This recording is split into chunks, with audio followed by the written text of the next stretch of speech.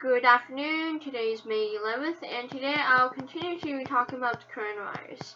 So the first piece of news that I'd like to talk about is that Shanghai's Disneyland has reopened with strict safety procedures. So Shanghai Disneyland is the first of Walt Disney's 14 closed theme parks to open, and it is reopening to visitors on a limited basis, including social distancing measures, having less limited capacity of 24,000 people daily, which is fewer than 1/3 of its pre-outbreak capacity.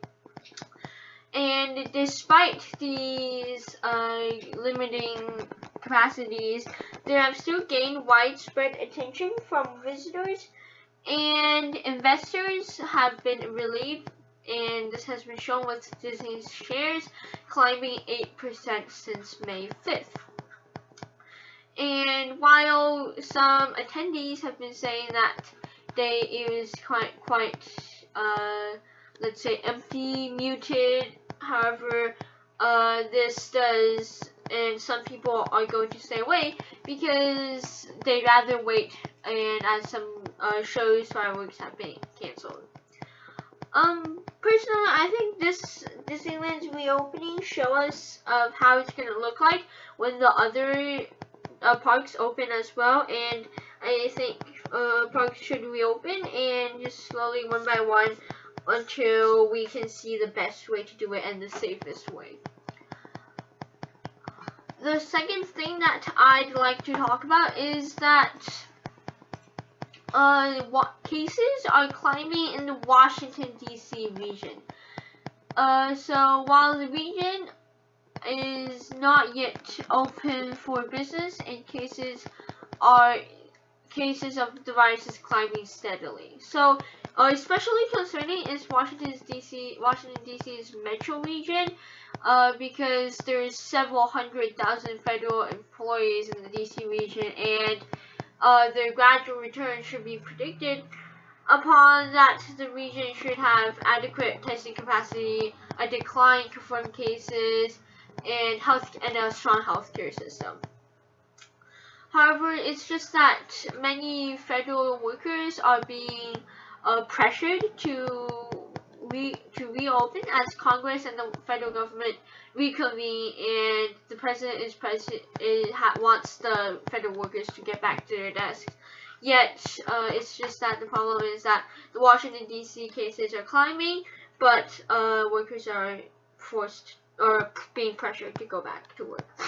And so personally, I think that maybe we can just take this slowly, but after all, we do need, this is a dilemma, as it's either work for the government or risk of the virus.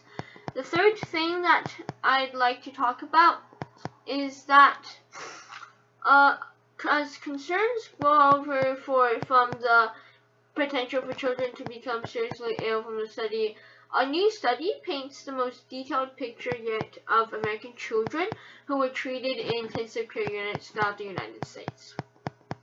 Though none of the children in the study were stricken with the mysterious inflammatory syndrome that I mentioned previously, they suffered from the virus's primary line of attack, which is the severe respiratory problems in the lower respiratory tract, which is extremely dangerous, and that has afflicted American adults and even killed many.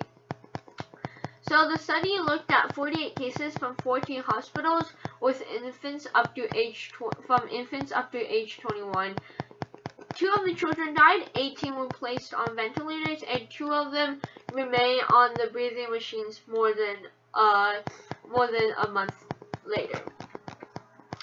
So the vast majority of the patients had pre-existing medical conditions, and nearly half of those patients had complex developmental disorders like cerebral palsy or lifelong technology-dependent treatments like tracheostomies or feeding tubes.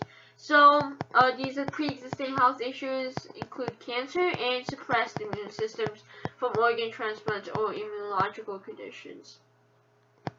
So I think from the study, we have to realize that the disease can be serious in children, and it's not like in the beginning where people were just children were not afraid, but we have to realize that children can be seriously affected from the virus, and I think that is just something that we definitely have to take account for, and that children shouldn't be children should be protected, as they are also they can also spread the virus extremely widely.